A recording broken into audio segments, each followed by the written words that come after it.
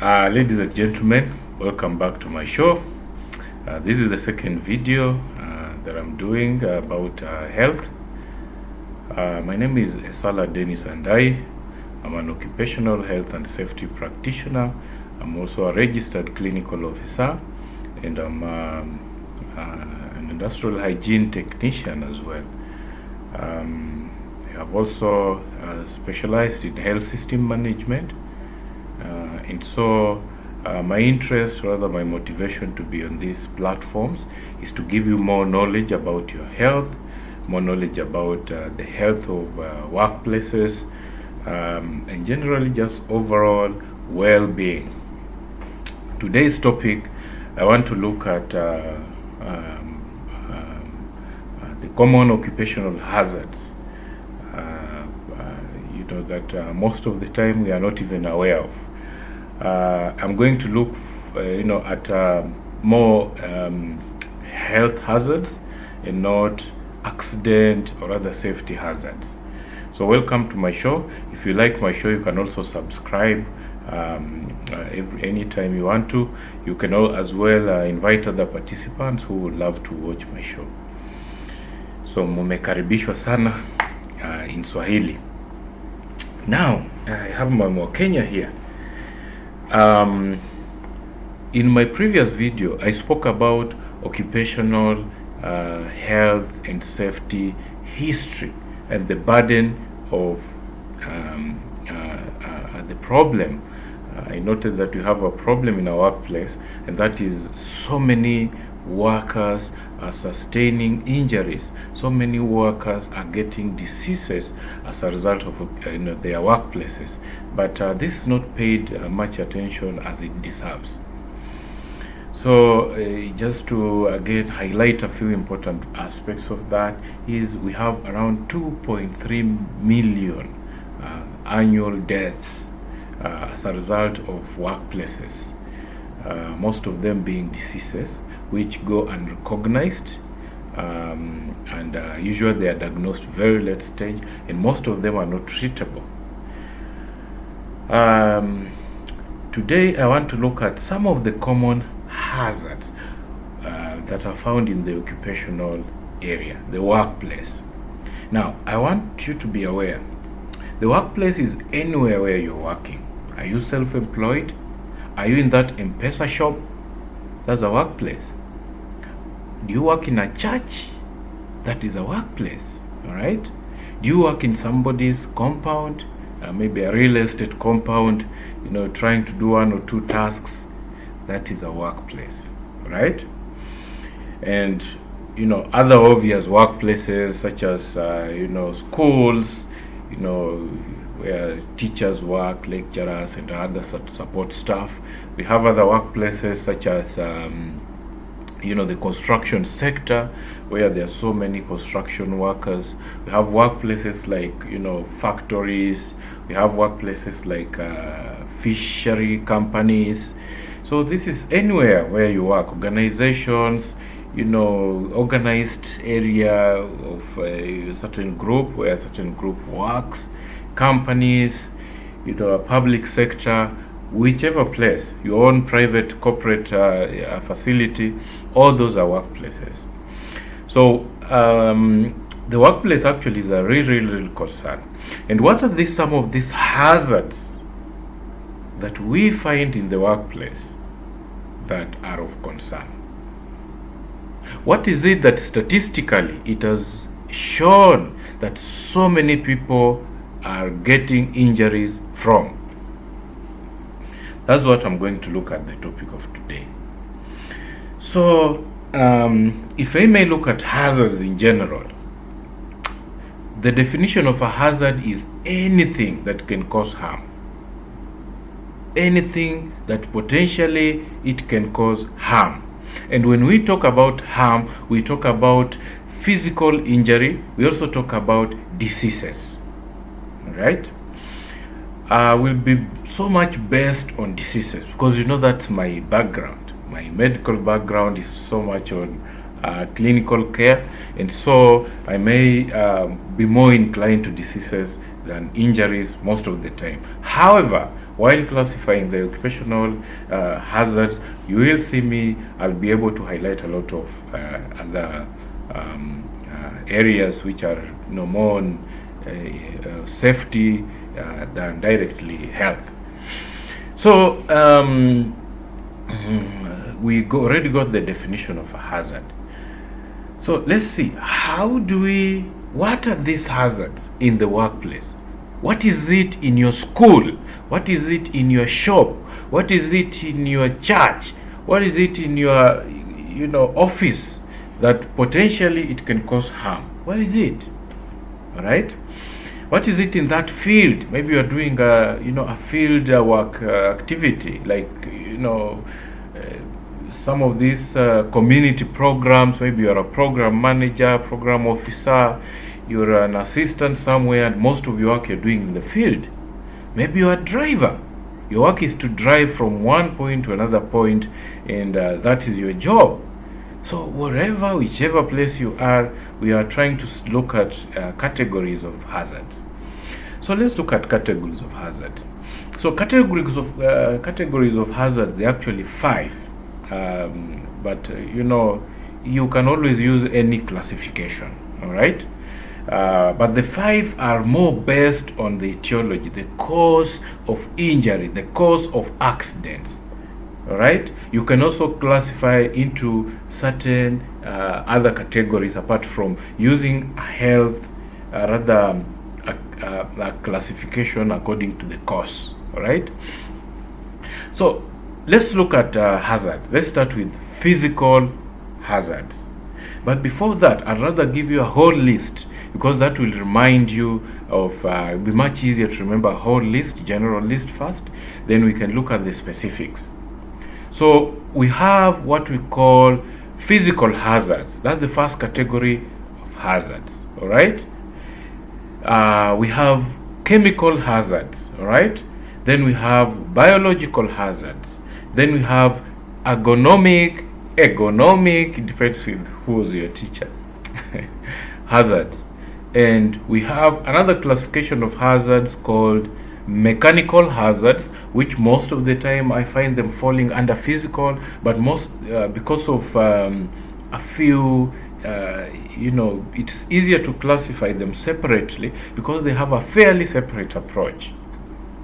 Then we have psychosocial hazards. These are psychological and social hazards. Many people will add other hazards and say health hazards, environmental hazards, they say security hazards.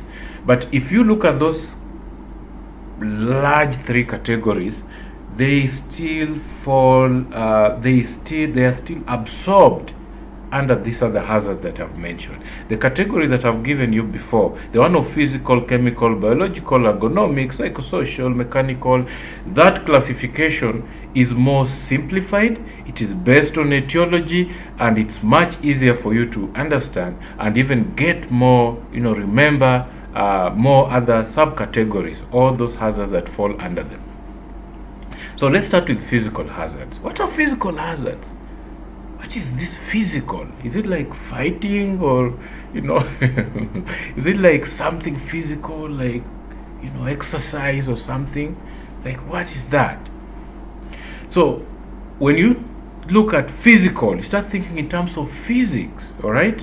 So these are hazards that mostly they are not visible, and they cannot be smelled. Mostly some of them can, but they are associated, or rather they result from some form of energy. Highlight the word energy. All right. So you start wondering, what are the sources of energy? What are the sources of physical energy? What are these sources of physical energy? All right. So for those who managed to do some physics, maybe in Form 1, and then decided to drop out, to drop physics actually, and continue biology and chemistry, but we can still remember energy. When you talk of energy, what are we talking about? forms of energy. What are these forms of energy? So you will think of radiation, you think of gravity, you think of temperature, you think of pressure, you think of, humidity, you think of, did I say radiation? All right? You think of noise, vibration. Now, what I've just mentioned, those are examples of physical hazards. Workplace physical hazards. All right? We will look at each of them in details, but I would love to just look generally at hazards, then we can look at categories of hazards. All right? We can discuss them, I mean. So those are physical hazards. Again, we have noise, we have radiation, we have pressure, we have temperature, we have even ventilation, we have lighting, we have humidity, think of gravity, think of, did I say vibration, the radiation? So those are physical hazards. They result from some form of energy. They are in the form of energy. Actually, there is also what we call potential energy or static energy, if I may say, but I'll use the word potential energy. Potential energy sources is, a certain structure, if I may say, a certain part of a structure that if it is altered in a way, disturbed, then the chances are it is going to produce some form of energy, right?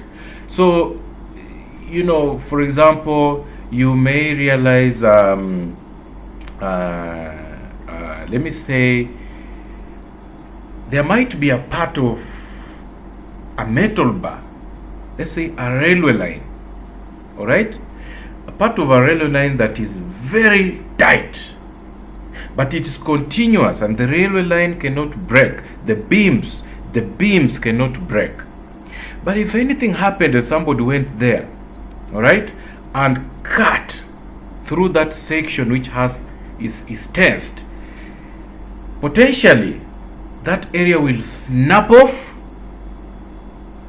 and undergo some form of like jerking, like kick, like hit someone, like strike, all right? So yes, it wasn't causing any problem until somebody came and disturbed it and left it free, and for it had to submit to the forces. So as a result, there was that jerk, and we have seen situations where things like those have hurt people. Energy that is stored somewhere is waiting to be disturbed, and after it gets disturbed, something happens. It is released into the environment. So that's another form of hazard. Those are physical hazards. Let's go to the second category of hazards, chemical hazards. Now guys, do you realize one thing? You cannot run away from that high school, that primary school chemistry and physics or science. Many people hated it. Many of us hated it. I think more people have done even chemistry than physics, because there's a lot of science, understanding, drawing, and it's too technical. Some people just want theory, just want to hear about, write a line or something, but you don't want so much of, images and drawings, things which are relate with physics, more. So, chemical hazards. There's a second category. Chemical hazards are, hazards that come as a result of reactions. These are hazards associated with certain chemicals. Chemicals is anything that has potential to react with another. That's what we call a chemical. Now, where this we can discuss about chemical hazards more. You can just maybe mention, let me mention. You have chemicals can exist in so many ways. When you talk about chemicals, people just imagine of liquid, that hydrochloric acid. Sorry, guys. People just imagine of that hydrochloric acid, that sulfuric acid, that,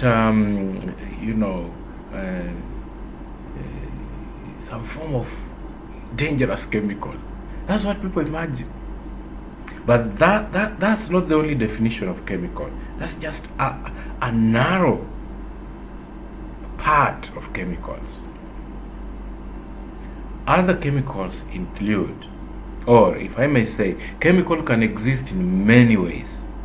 It can be a gas, it can be a vapor, it can be fumes, it can be powder, or rather dust, it can be fiber, it can be liquid form, it can be mist. It exists in so many ways. Those are chemical hazards. Now you start thinking, do you have anything that is not a chemical? Everything is a chemical, my friend. Your body is a chemical. Your skin is a chemical. Anything I'm telling you right now is a chemical. Anything. The oxygen you breathe is a chemical. So it's not necessarily something that will harm you. But for it to be a hazard, it has to be able to harm you or cause an accident. So oxygen is good for your body. But do you know it can be a hazard? Did you know that?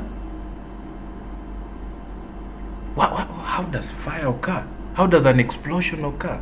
Especially, one that has fire. Without oxygen, it will not happen. Is an explosion a hazard? Is fire a hazard? Yes. Alright? You start thinking that way because there might be a hazard, chemical hazard, that is not a hazard where it is, but is a hazard elsewhere. We will come to discuss about chemical hazards. Then let's go to biological hazards. This I think we should know. From the word biology. Biology is the study of plants and living things, life, the study of life, alright? So biological hazards are those hazards which are associated with living things, alright? So hazards associated with microorganisms and, plant and plant products. That's what we call biological hazards. Yeah, you can tell. These are just living things. Snakes, scorpions, spiders. Those are hazards. Those are biological hazards. Think of microorganism. Virus, bacteria, fungus, rickettsia, protozoa. All those are hazards, alright? Biological hazards. Then after that we go to mechanical hazards. Mechanical hazards, they appear so much to be physical, but as I told you, they have a fairly different approach in management. So as a result, it is easier to classify them separately. So mechanical hazards are hazards which are associated with the tools and equipment in the workplace. Those tools and equipment that we use, those are mechanical hazards. Hazards that originate from, let's say, vehicles, motor vehicles, trucks, stationary machines, portable machines, alright? Those are mechanical hazard, tools as well, alright? Then now we go to ergonomic. Ergonomic, as I said, it depends with how you want to spell it, or rather pronounce it. Ergonomic hazards are hazards which are related with the physical capability of an individual against the work. What you should ask yourself is, what do I mean? It is, does the work you do have harm on your body? Those are ergonomics. Those are very serious elements of ergonomics. And you'll realize ergonomics, they also have some physical elements. You will have environmental ergonomics and you'll have physical ergonomics. All right? So, what are some of these hazards, ergonomic hazards? Now, before I go there, let me just give you a brief explanation, deeper explanation of ergonomic. Ergonomic is simply the study of fit between someone's body or physical capability and the work. The work should fit you. You should not fit the work. The work is supposed to fit you. All right? So work involves materials, tools, all those. So if you are doing work that is stressing you, stretching your physical, when you talk of ergonomics, think about physical, not mental. Think of physical capabilities. All right? Your energy, the strength of your muscles. All right? So those are physical aspects of your body. Does this work affect you? I'll give you an example. Do you work in a place where you have to, do you lift sometimes heavy loads and have backache? What does that explain? Does it mean your body is overworking? The answer is yes. That's why you have backache. All right? You may overwork as a result of your posture, not necessarily the weight of what you do or the amount of work, but how you do the work. Those are very important when it comes to ergonomic. Do you work in do you use a laptop made a computer monitor that the screen is dim and you have to strain? Isn't that ergonomic?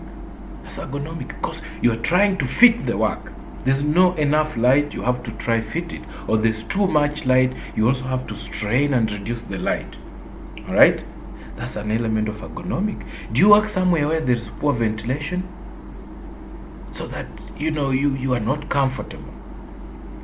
Do you sit on an office table whereby you have to bend forward and you don't have a seat which is ergonomically designed, which can take the shape of your body and keep your back in natural position? Do you feel sometimes backache when you stand from an office, if you're working in an office?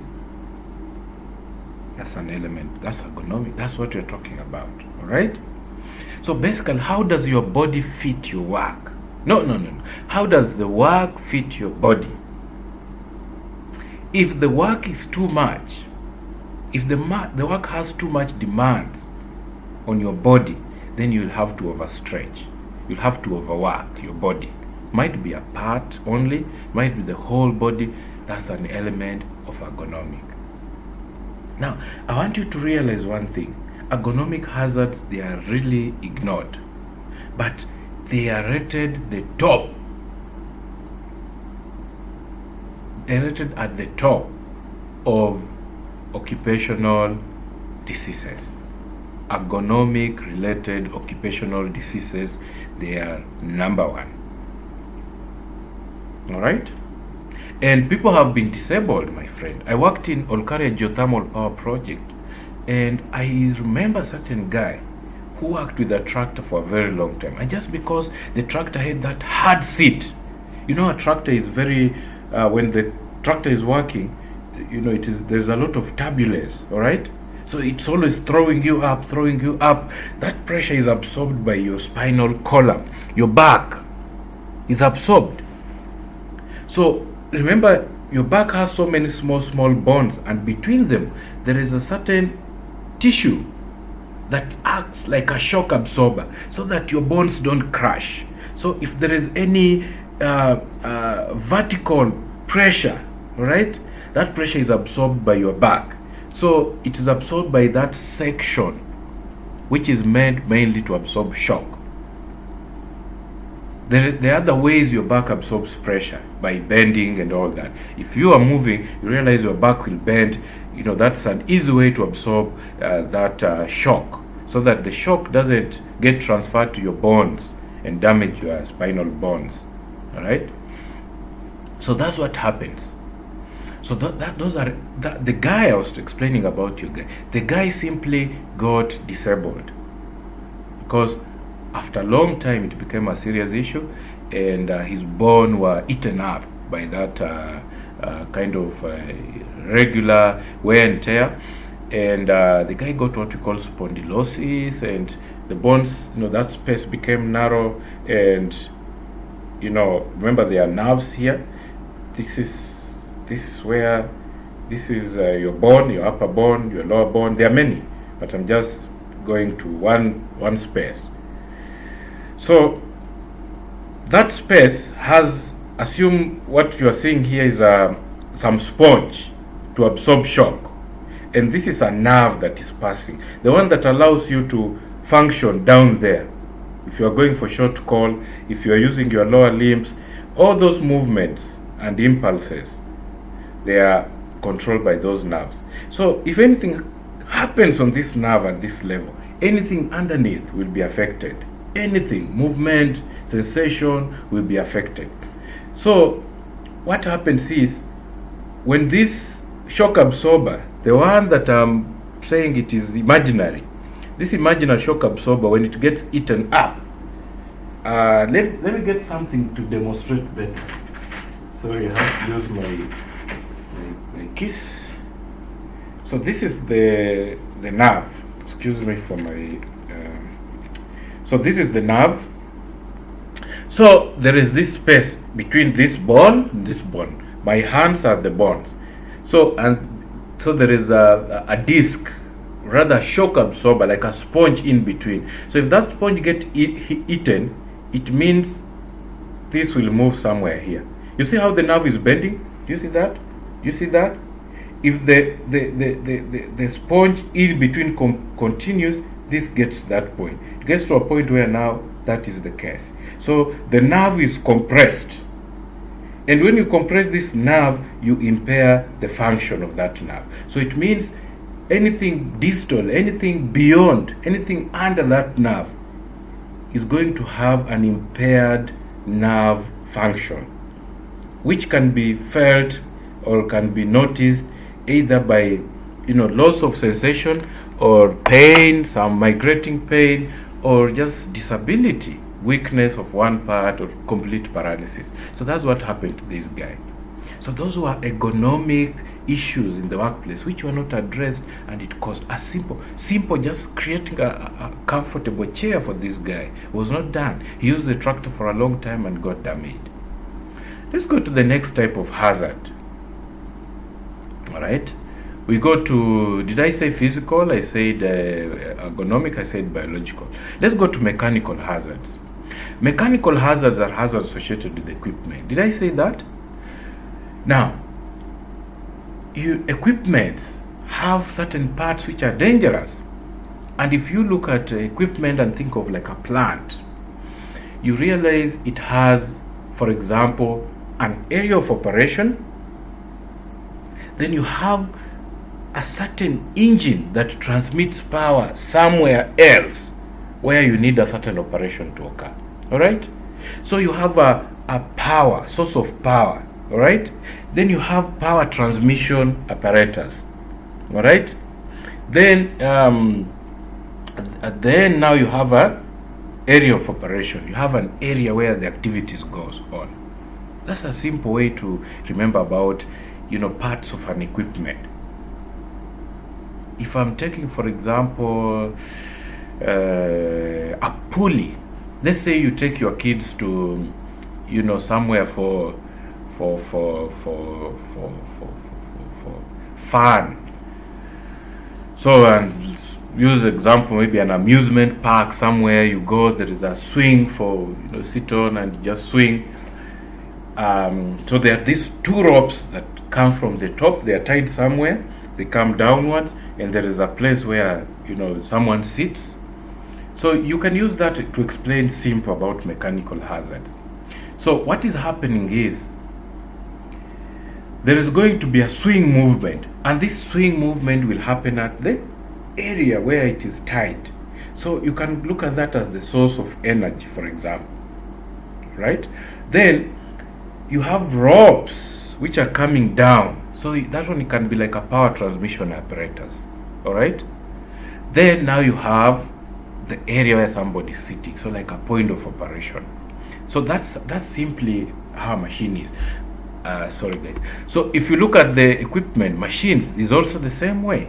You have an engine that runs maybe a pulley, runs a certain transmission apparatus, and then it rotates something on the other side and a certain activity happens. Now, one of the things we need to note is where are these hazards in these mechanized areas. Mechanical hazards, they are physical, and they also, they are mechanical and non-mechanical. Those that originate, there are those that are mechanical and some are not really mechanical. They are physical, but they occur as a result of the mechanical activity of an equipment. All right. So let's say there's an equipment running. When it's running, there are various types of motion going on. Every machine, there is a motion. You might not see it, but there is motion. All right. So that motion can potentially cause accidents. So a human being, you will be hurt if you come in contact with a moving part, or if a moving part snaps and comes your way. So that's how how they become hazards. All right. So let's say something like friction is a hazard. Something is moving, you put your arm, is whatever. It's easy for you to be pulled in an equipment, all right? Being pulled in, all right? It's easy for you to be entangled, like you are tied, you are locked into a machine, all right? It's easy for a machine to catch you in between something, like a moving and a non-moving part. All right, it's easy to be crushed. The machine goes over you or a certain part of the body. It's easy for a machine to cut you, crush you. All right, so all those are mechanical hazards. You think of any movement associated with the equipment, and those movements are hazards. Now, the non-mechanical ones, which are physical ones, is other physical hazards that come from mechanized activities. So noise, vibration, radiation, all those are physical hazards. They are physical, yes, but they come from mechanical activity. So you see how mechanical hazards, they have a special classification. All right. Then now the next type of hazard is, and the last one, psychosocial. Psycho means psychological hazard. So psychological hazards, or let me put it, general psychosocial hazards are hazards associated with behavior, hazards associated with a mental status of an individual. So, for example, stress, workplace stress is a hazard. Look at poor relationship is a hazard. Poor communication is a hazard. Pressure, work pressure is a hazard. All right. Things like lack of rest or shifts, things like those, overworking, those are social hazards. They relate to behavior, interaction, and mental status of individuals. Maybe some stress from nowhere becomes an issue. All right. So those are the 6 or 5 types of occupational hazards. Remember, some people will add environmental hazards and say things like hygiene. Where do you classify bad hygiene? Where do you classify issues like maybe, other environmental issues? Some will even use security hazards, which to me, you look at them individually, you realize they fall in the other categories of hazard that I've mentioned. Some will say health hazard, safety hazard, and environmental hazard. So whichever way you classify it, as long as you can identify as many hazards as possible in the workplace, that's fine. Thank you guys. Thank you for listening to me. It's a pleasure. It's a privilege. Once again, If you want to watch more videos, I'm going to do more and more videos on occupational health. I'll do other videos on just overall health. So we'll discuss all issues that pertain to health, be it chronic diseases, be it occupational issues, be it personal rather population health, be it psychological issues, anything. Remember, health is a state of physical, mental, and social well-being of a person, and not necessarily the absence of disease or disability. Thank you very much. God bless you.